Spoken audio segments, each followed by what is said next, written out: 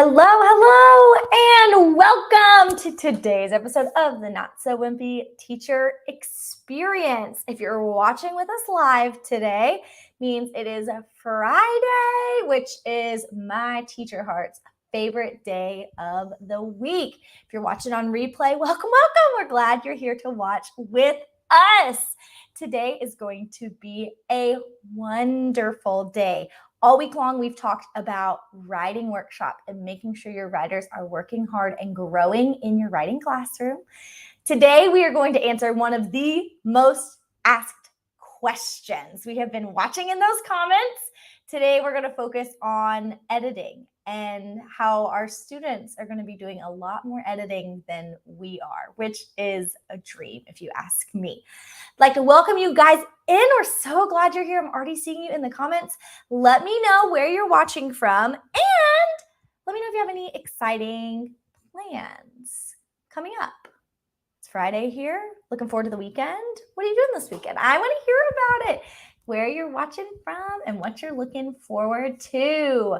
Good morning, Autumn in Indiana. Good morning, Kelsey in Iowa. Good morning, Beth. Good morning, Ashley in North Carolina. Karen in Wisconsin. We are so glad you guys are here with us, and we have loved doing these trainings with you every day. We are so enjoying the Not So Wimpy Teacher Experience, and we hope you guys are too. If you don't know what we're talking about, don't worry. I have our schedule here for you today. We, through the entire month of July, are celebrating the fun with the Not So Wimpy Teacher Experience. We are halfway through our month, which means you have 2 more weeks of content coming from us every day the same time, noon Eastern, 9 a.m. Pacific.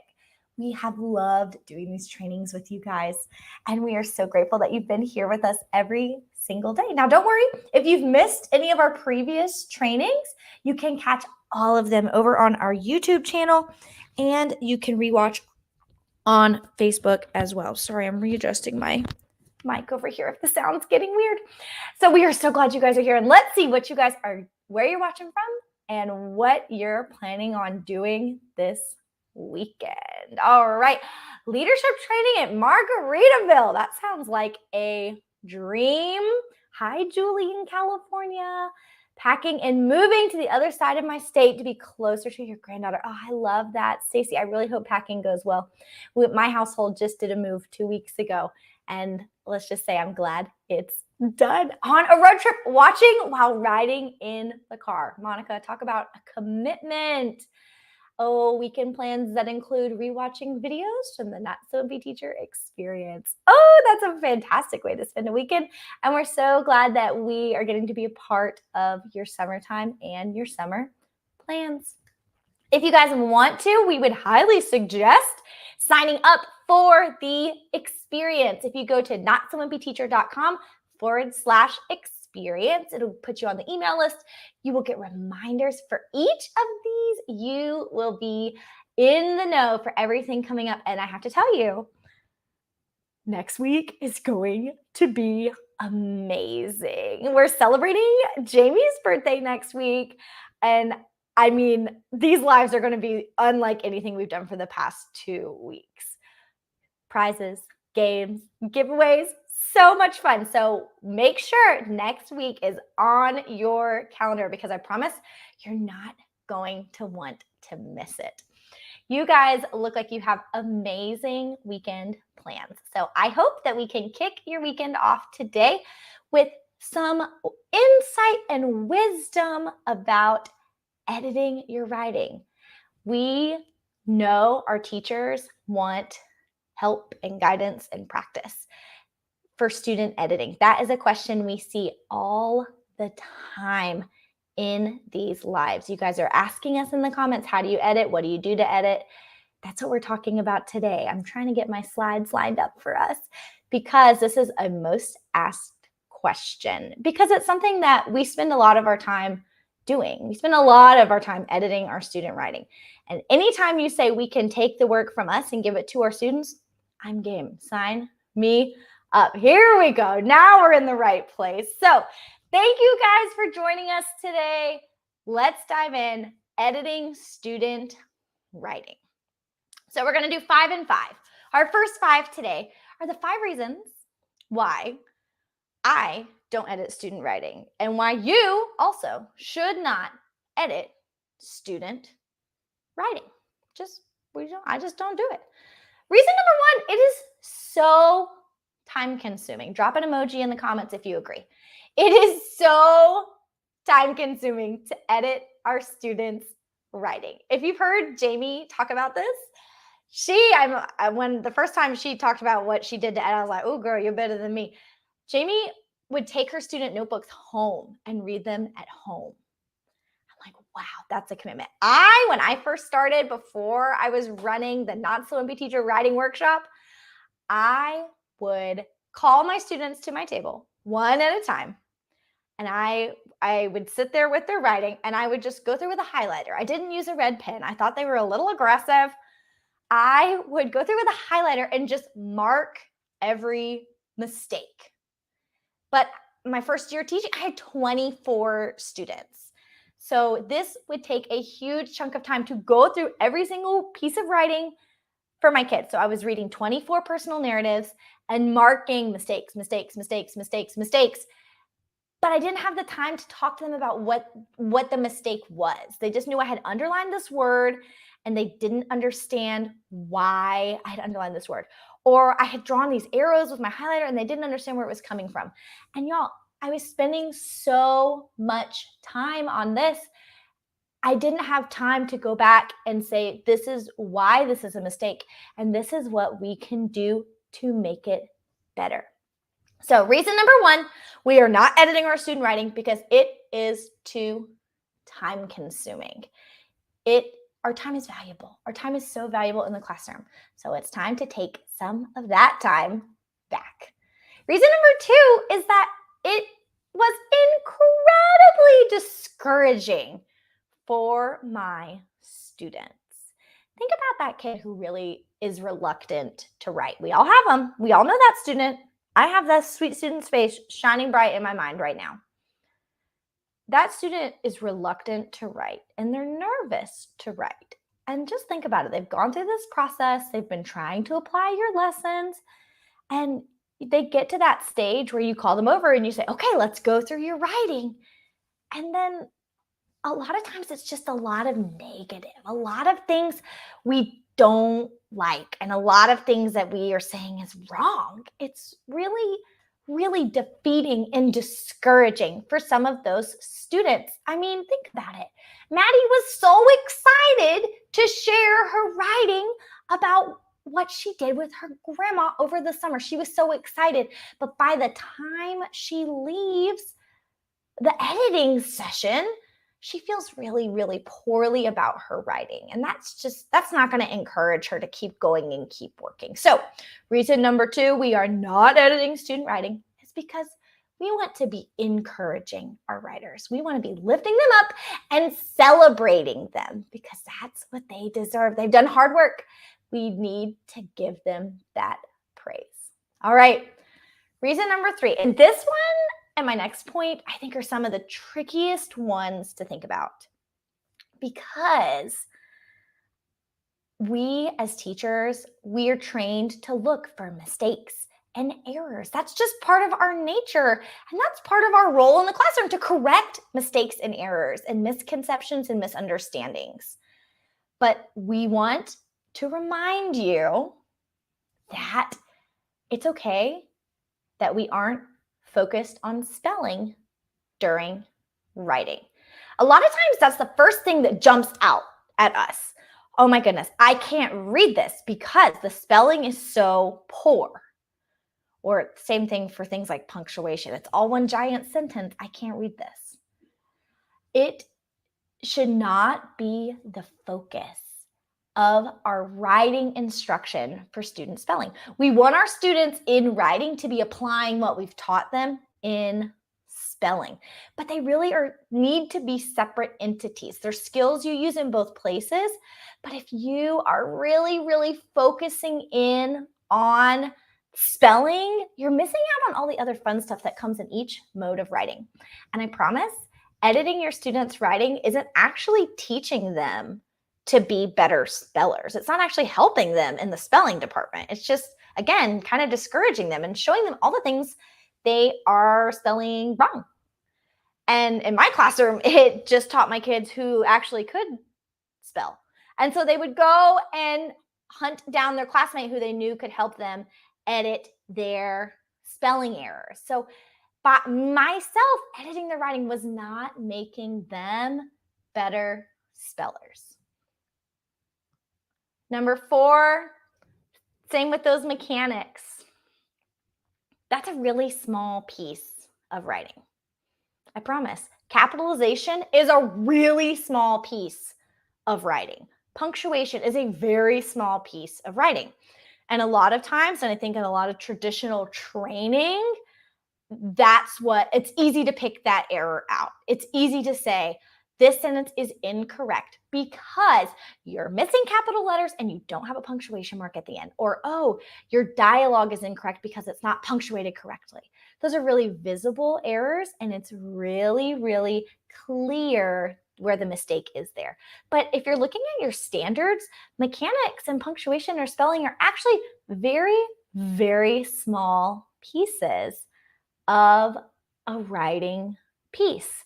This was made really clear to me when we first started doing text-dependent analysis as part of our state assessment, because we were so worried. We're like, oh my gosh, well, our kids they really are struggling with spelling, and oh my goodness, this friend doesn't capitalize anything they write every single time all year long, and this friend doesn't put punctuation marks.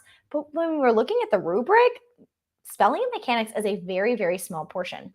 Think about your standards for each specific mode of writing. I think on my list for personal narrative, there's like 9 standards I cover while I'm teaching a personal narrative. And interestingly enough, none of them are about spelling or mechanics. Those have their own standards, which we have to be doing because we have to teach them, but that's not the only thing we are looking for when we are working in our students' writing. So we're going to step away from the spelling corrections and the mechanics corrections. Is there a time and a place for them? Yes.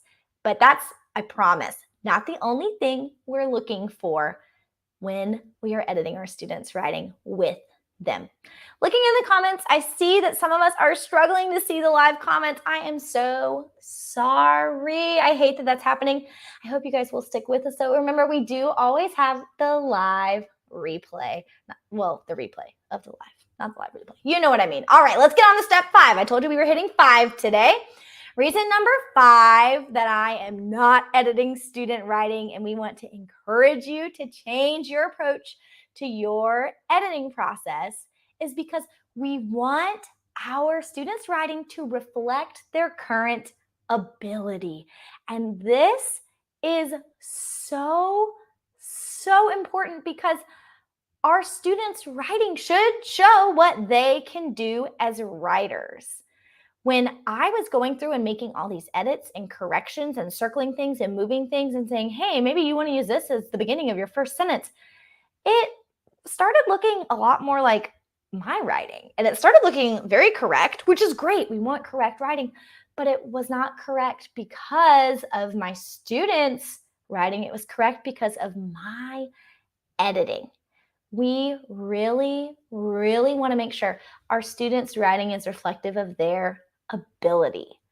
Think about these writing pieces that you're sending home. If you're sending these home, families are reading the writing piece, and then we want the writing piece to correlate with the grades they're maybe seeing in that language arts. And if we have beautiful, perfect, pristine writing pieces with not a single error, and then we have grades that don't reflect that, families are going to be confused. There's going to be a disconnect. We want to make sure that student writing reflects student ability.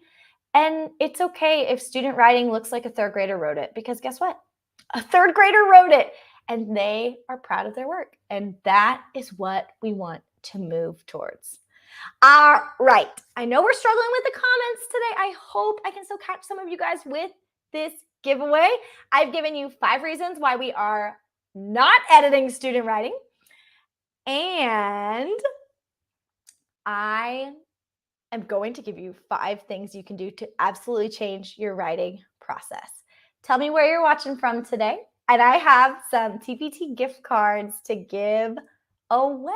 These are one of my favorite things. I love, love, love getting to share goodies with you guys. This has been so much fun. Where are you guys watching from? Oregon, Utah, Arizona, man, all over the place. All right. All righty, our first recipient today, I hope you guys can see this pop up. Kathy Byington, congratulations, watching in sunny Southern California. And it's early there. Thank you for joining us so early today. Kathy, make sure you email our team, Jamie at notsowimpyteacher.com, and let them know so they can get your gift card to you. I know if you're like me, you already have things saved in your cart ready to go. Congratulations, Kathy. All right, let's also set up Laura Champagne watching in Alaska. So much fun. I have family up in Alaska. I hope you're enjoying a very nice, cool summer right now. Congratulations, Laura. Make sure you email the team at jamie at notsowimpyteacher.com so they can set you up with your gift card. Congratulations. All right, looking for one more sweet, sweet teacher that we can share some TPT love with. All right, we're going international. Punita Honda in Montreal. Congratulations, Punita. Make sure you email the team, Jamie at notsowimpyteacher.com, so they can set you up with a little TPT gift card. Congratulations to our winners today. Stick with me. We have even more fun coming as we keep going today. All right, so we've done the 5 reasons we are no longer editing. And now I'm really excited to share 5 ways that you can help students to edit their writing. I love this change. I love the change in phrase here because no longer are we editing students' writing. We are going to help our students edit their writing. We are going to empower our students with the skills to do their own editing. Talk about how much more impactful that is going to be for our writers, that they have the skill to do their own editing. So our first suggestion is to give your students the resources, empower them to do the editing. And you're going to want to teach them how to use them. Again, this is going to be a procedural undertaking. You're going to need to set your students up for success in order to be able to do this. But some things we really, really like to use for our students while they are editing and revising, we want to make these things available to them. So think of including in your classroom a word wall. I know a lot of times teachers, they take up a lot of space. If you're truly doing like a wall of words, that can take up a lot of space. Think about other ways you could do this in your classroom. Maybe you have your word wall and it's laminated and it's in a sheet protector. Or maybe students are building, you see further down on our list, that personal dictionary where they are doing the work to collect words that they are going to be using in their writing. Word walls are an amazing tool, and that's going to help that spelling piece that oftentimes we are watching for and worried about when we are editing student writing. Also, consider giving your students word banks. This is incredibly powerful if you're working with multi-language learners.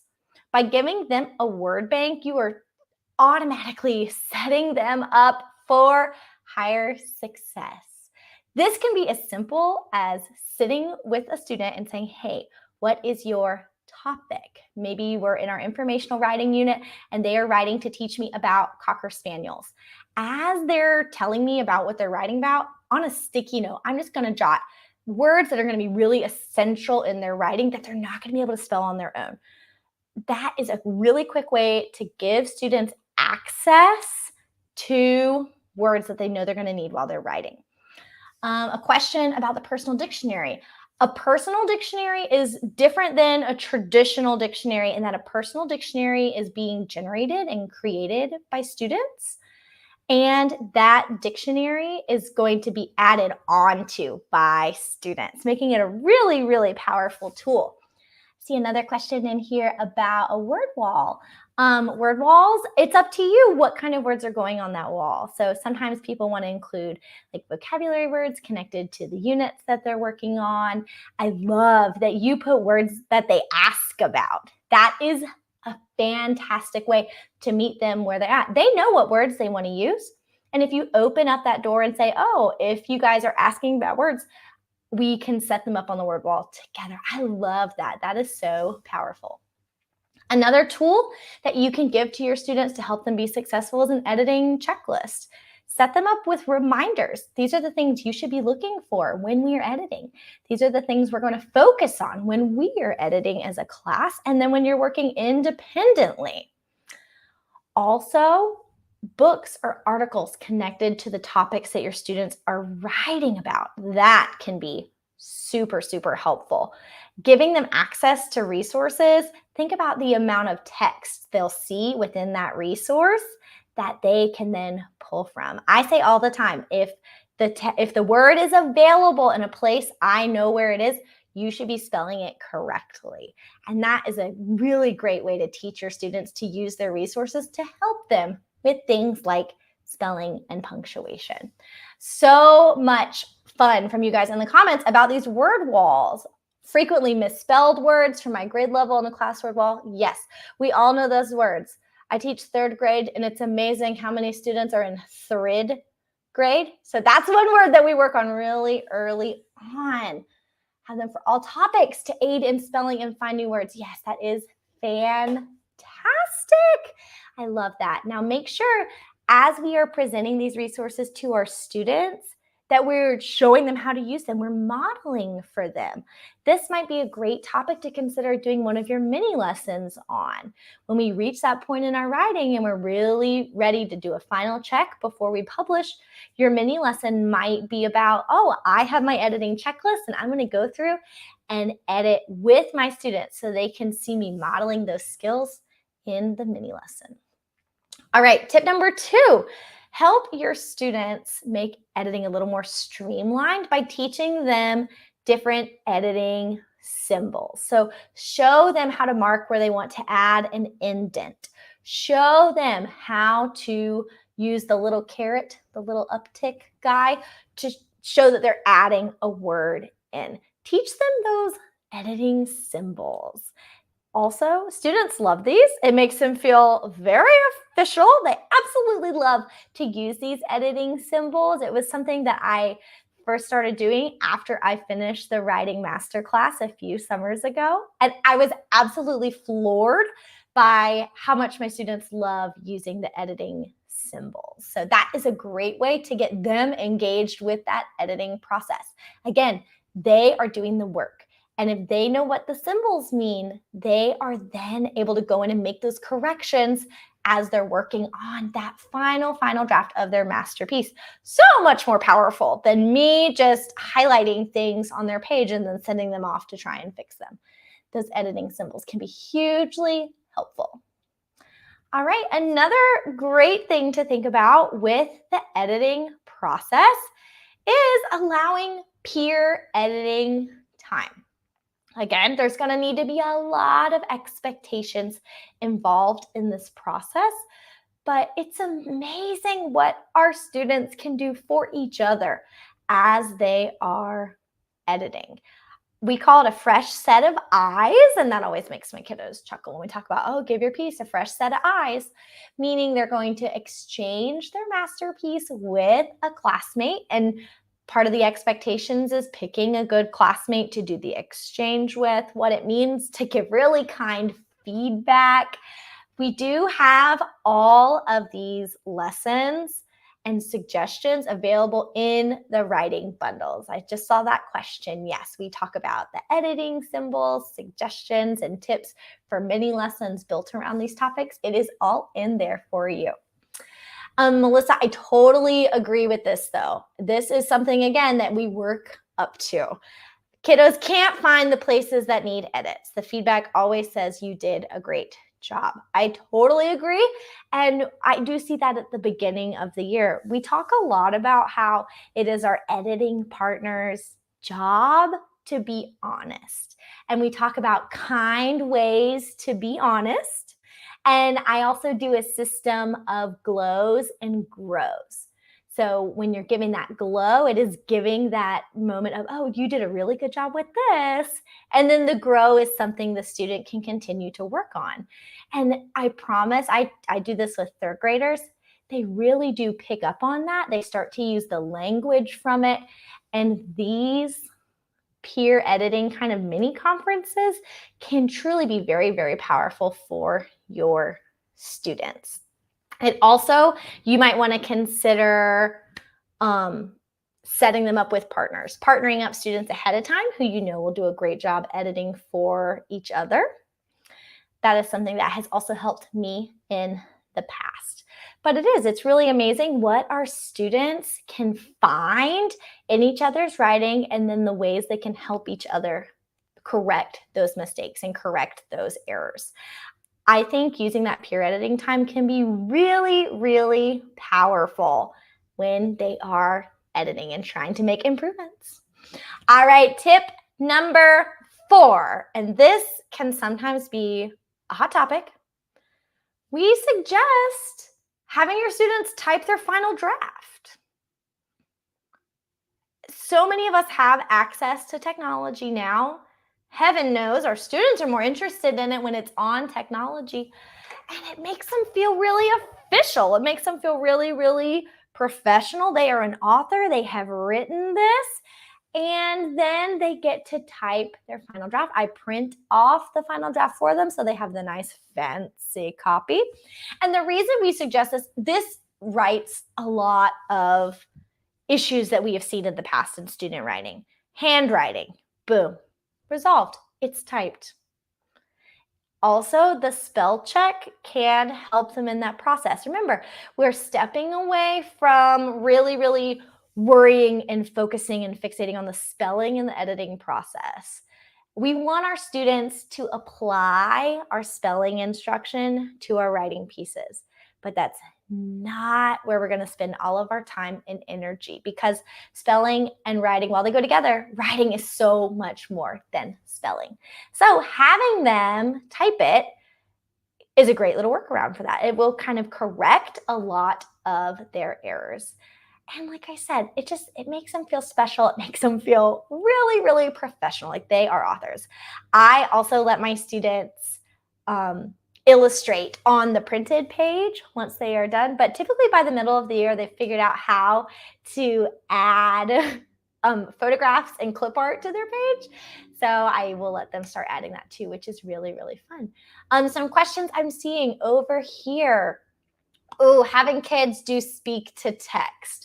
What suggestions do you have for that? Christine, that can be really tricky when students have figured out that workaround.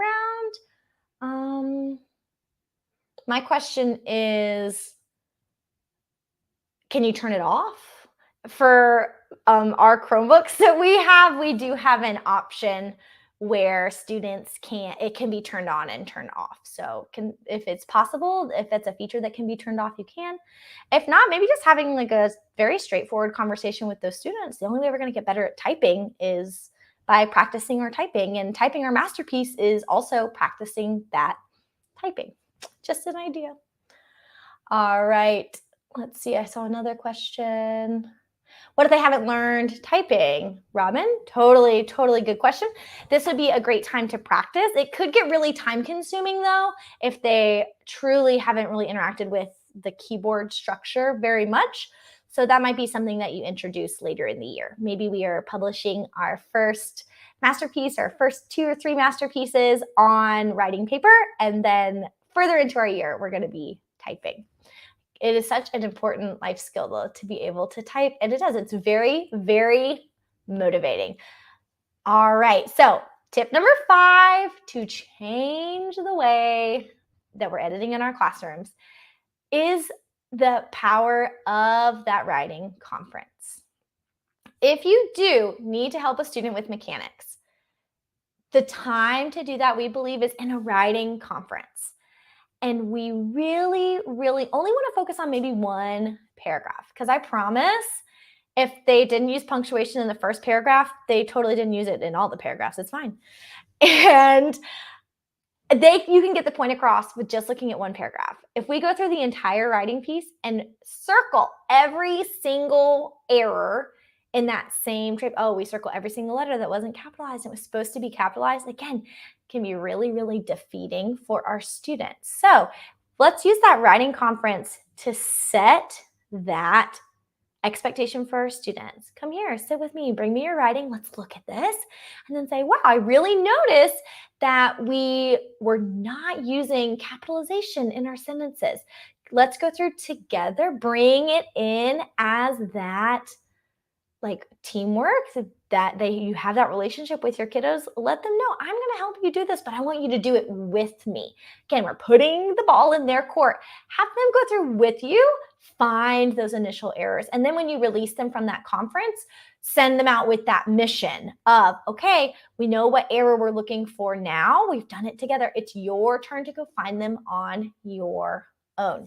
So those writing conferences can be an amazing time to work on things like mechanics with students, but that's not what we're going to use all of our time on. So when we are publishing in my classroom, when we get to that point, or when we're in like our final day before we publish, that's when I'm going to pull those small groups to my table to focus on our mechanics for students that need it. But again, we want our writing to reflect what they can do as a writer. All right, let's see. Any more comments coming through? You guys are crushing it. Yes, I love the speech to text as an accommodation. That can be so powerful for those kiddos. If they struggle with time, or if it is truly an allowed accommodation for them, fantastic tool. Do they take home their final, or do they take extra days to write their published version? I typically, if I like all of my work to be done in my classroom, just to set my students up for success there, and that way when they go home, they get to go home, I will typically designate a day or two in my writing sequence to allow them to publish during our writing block in our day. And they really do. They get really, really quick with it. Once they've done all their revisions and their editing, they really can zip right on through that publishing process. All right, let's see. More questions. Setting a page count. I think that depends on your students and your students' needs and the expectation for the grade and the grade level. I have some students where I say, at least 5 sentences, and that's all they're going to give me. Versus I have students who I say at least 5 sentences, and they're going to write 4 pages for me. So I think whether you're giving a page count or a sentence count or a paragraph number, that's going to depend on your students and your students' needs. All right, they actually build in days to publish. Yes, Beth, that is so important, and that is included in our sequences that are in our writing bundles. We want you to remember that we are focusing on progress over perfection. That's what this is all about. So when in our writing mini lessons and in that independent writing time, and as we're conferring with students, we really want to focus on the content that our students are expected to be writing. That is what we really want to see. Because more than anything, we're teaching students to love writing. We're teaching our students that writing is such a wonderful and important skill. So when we are focusing on really, really little things, again, that can be so defeating for them. We want our kiddos to love writing, and we want our kiddos to feel successful, and we want our kids to value writing. All right, I am seeing some questions that I want to hit for you guys regarding conferring with students. You want to stay away from embarrassing a student. Yes, Jolene, that is so important that we make sure we are not embarrassing a student. So I think your approach to how we are addressing this with students can make such a huge different. So it is, you're so right. A lot of positivity, and we try to present it all from the vein of, oh my goodness, we're all here to make all of our writing better. That's everyone's goal. And students will really, really cling to that positivity, and they're not going to see it as a negative. They're going to see it as, oh, how nice. My teacher and my classmates helped me today. All right, progress over perfection. Since we are no longer using red pens to edit, I want to know, what do you guys prefer to write with? Do you prefer a pen or a pencil? Drop in the comments for me, because I have some writing bundles to give away. If you are looking for resources to support your writing instruction, to support your students, let me know, what do you prefer to write with? I am a pen girl, but I do have a favorite pencil. I can't even tell you what they're called, but I've used them for years. They're the ones that you twist, like down at the bottom, like close to the pencil. When you twist, those are my favorite pencils. They're like Sharp Writers or Smart Writers. That's what I prefer in terms of pencil. All right, our first giveaway winner today is going to be Paula Waltman. Congratulations, Paula. We are going to set you up with your grade level appropriate writing bundle, a whole year of writing instruction from Not So Wimpy Teacher. Congrats, Paula. Make sure you email jamie@notsowimpyteacher.com so we can send you your prize. Congratulations. All right, let's see. Oh, the honesty here. Chase prefers a pencil, but only if it's extra sharp. Amen. Amen. I love it. Congrats, Chase.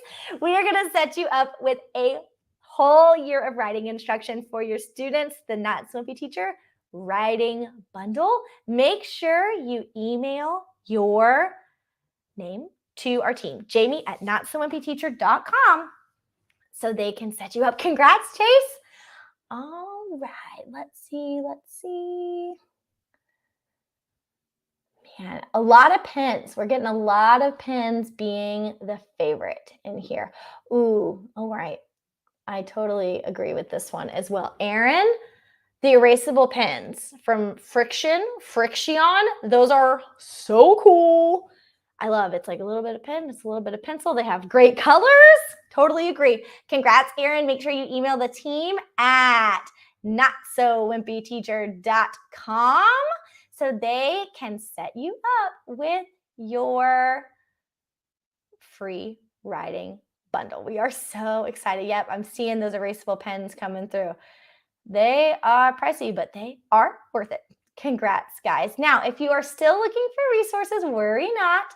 We have year-long writing bundles. This QR code is going to take you over to TPT, where you can see our year-long writing bundles. And in these bundles, it truly has everything that you could need. I love the lesson plans. They are so clear, very concise, but it has everything that you need to set yourself up for a great lesson.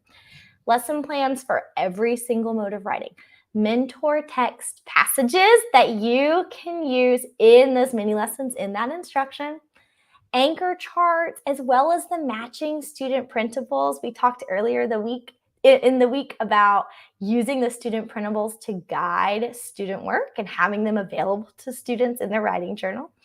Task cards, as well as student-friendly rubrics. And I promise on our rubrics, spelling mechanics is not our main focus, because y'all, we want to build writers who love to write. That is our focus. And that is what we want to be celebrating in our students. Our bundles have so much more. We love getting to share these with teachers. So congratulations to our winners today. But if you want to go snag it, you can scan the QR code, or I just saw the link get dropped over in the comments by the team. Drop an emoji in the comments. Are you guys already using the writing bundles? They were on sale earlier this week, so I hope some of you were able to snag them. Are you excited to use them this upcoming school year? They are fantastic. resources. So if you enjoyed today's training, we want to remind you that we do have other courses available as well. So we have the Not So Wimpy Math Masterclass that we just launched earlier this summer. It is going to change your math instruction and make that math workshop work so hard for your students. The Math Masterclass is full of resources and support, and it's going to really, really open your eyes and I think kind of change your approach to math. I listened to it at the beginning of the summer, and I'm so excited to implement all the great things from the team in my own classroom in the fall. Same goes for the Not So Wimpy Writing Masterclass, especially if you have loved our writing content this week. The Writing Masterclass is a fantastic resource, more in-depth tips, tricks, suggestions. And these courses are so fun because I like to just listen. I'll listen to them like I'm listening to a podcast. For some reason, it makes straightening up my house so much more fun. So the Math Masterclass and the Not So Wimpy Writing Masterclass are both available. For the math course, you go to notsowimpyteacher.com/awesome. And you go to notsowimpyteacher.com/yes for the Writing Masterclass. Oh, I love this. Beth says, masterclasses are energizing. You are so right. I could not have said it better myself. It's energizing and it's so fun interacting with other educators who are excited about what they're doing. So I hope you guys will look into this because they are fantastic. All right, it is bingo time. If you guys don't have a bingo board yet and you're looking for one, you're just now joining us, you can go to notsowimpyteacher.com/bingo and you can get your copy of the bingo board. So today's secret word is summer. And after the live is over, you guys can drop the picture of your bingo board. If you have a bingo, drop the picture of the bingo board down in the comments, and the team is going back through and they have more gift cards to give away, more TPT gift cards. So keep dropping those finished bingo boards in the comments after the live. We are loving seeing how you guys are using those this summer. Don't forget, today's secret word number 4 is summer, which is what we are all about. Alrighty, we hope you guys have enjoyed this week's free trainings. This week, we really, really focused on that amazing writing workshop.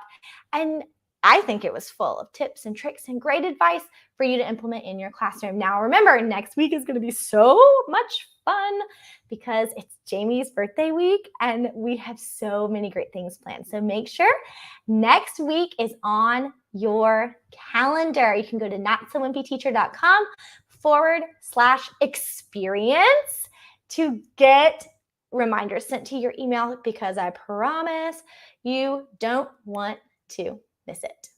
Alrighty, guys, thank you so much for joining me. My name is Caroline from the Not So Wimpy team, and I am so glad we got to talk about editing writing today.